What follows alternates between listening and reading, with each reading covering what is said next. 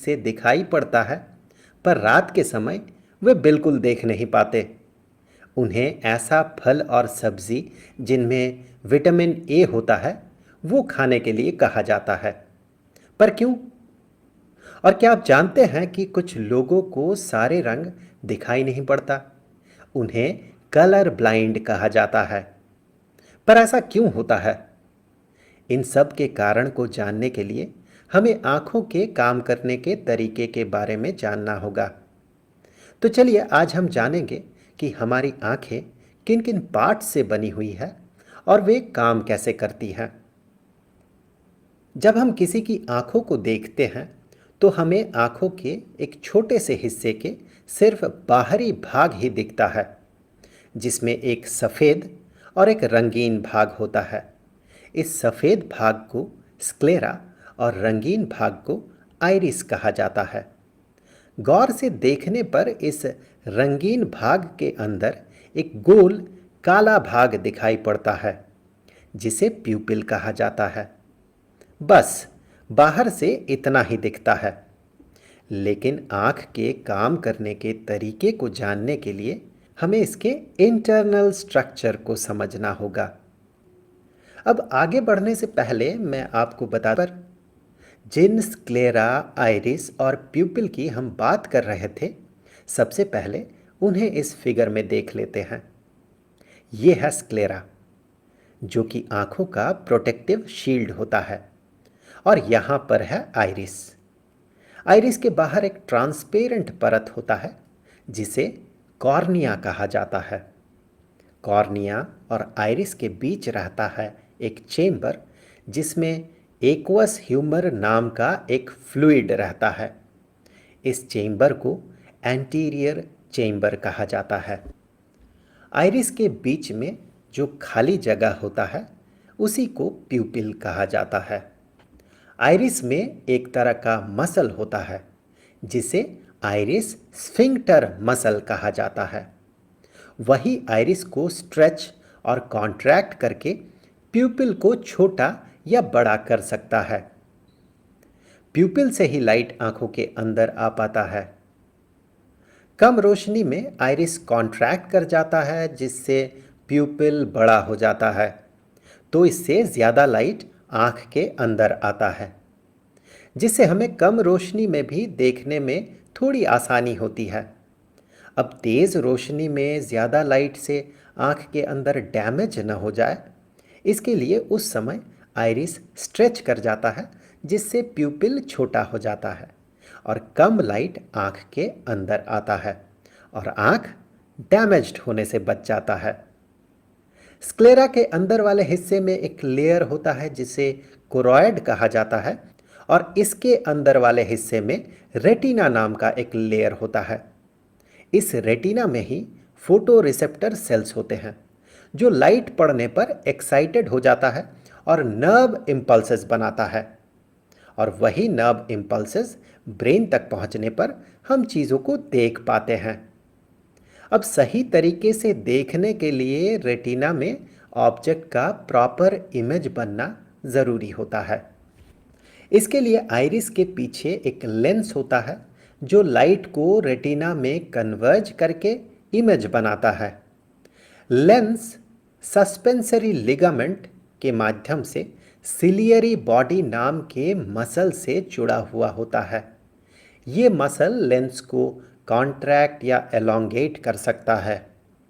जब ऑब्जेक्ट करीब रहता है तो डाइवर्जिंग लाइट को रेटिना में कन्वर्ज करने के लिए सिलियरी बॉडी लेंस को कॉन्ट्रैक्ट कर देता है। ऑब्जेक्ट जितना दूर होता है, लेंस को उतना एलोंगेटेड कर दिया जाता है, ताकि रेटिना में ऑब्जेक्ट का प्रॉपर इमेज बन सके। अब इस लेंस और आइरिस के बीच वाले हिस्से में भी एक्वस ह्यूमर फ्लूइड रहता है। इस चेंबर को पोस्टीरियर चेंबर कहा जाता है।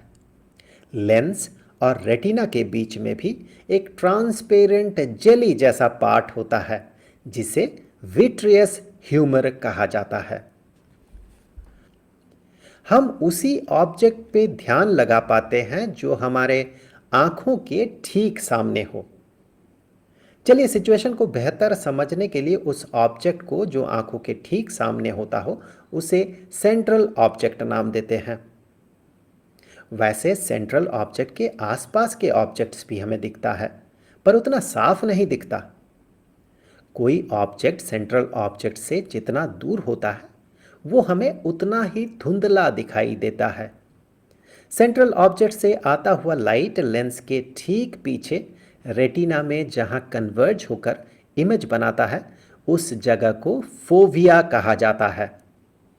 वैसे रेटिना में दो तरह का फोटो रिसेप्टर सेल्स रहता है जो लाइट को सेंस कर सकता है। एक को कोन सेल और दूसरे को रॉड सेल कहा जाता है। कोन सेल ऐसा सेल होता है जो कि तेज रोशनी में रंग की पहचान कर सकता है, और रॉड सेल ऐसा सेल होता है जो कि धीमी रोशनी को डिटेक्ट कर पाता है पर रंग के बिना। फोविया में कोन सेल बहुत ज्यादा डेंसिटी में रहता है। फोविया से दूर इसका डेंसिटी घटते जाता है। इसी के कारण सेंट्रल ऑब्जेक्ट का रंग हमें साफ साफ समझ में आता है, जबकि उससे दूर के ऑब्जेक्ट हमें धुंधला दिखाई देता है।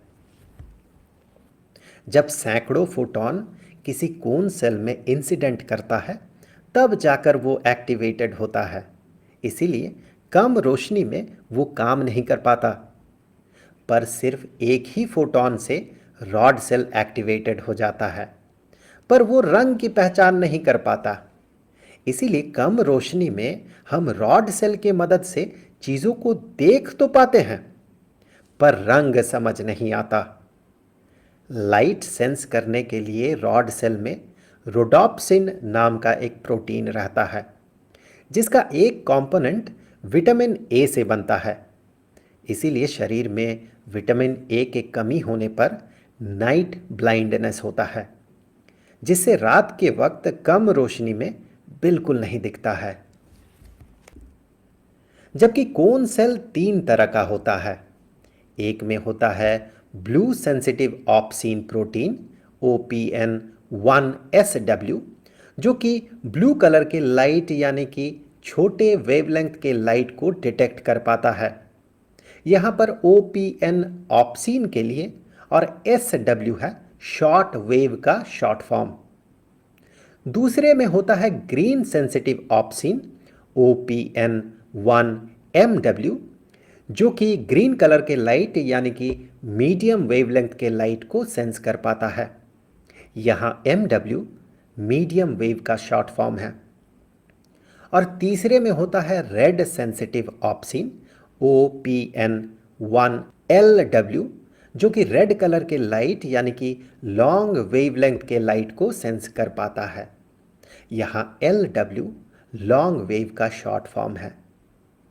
जिस वेवलेंथ का लाइट रेटिना में इंसिडेंट करता है वैसा ऑप्सिन एक्टिवेटेड होता है। इसी से हम नीला, हरा और लाल रंग देख पाते हैं। और बाकी सारे रंग, उन्हें हम कैसे देख पाते हैं? उस समय एक से ज़्यादा तरह का ऑप्सिन एक्टिवेटेड होता है। जैसे कि येलो लाइट में रेड और ग्रीन दोनों तरह के ऑप्सिन एक्टिवेटेड होता है। सफ़ेद रंग में सारे ऑप्सिन एक्टिवेटेड होते हैं। हमारे मोबाइल फ़ोन या टेलीविज़न या कंप्यूटर मॉनिटर भी इसी मैकेनिज़्म से रंग प्रोड्यूस करता है। इसे फेमसली RGB यानी कि रेड ग्रीन ब्लू इस नाम से भी जाना जाता है।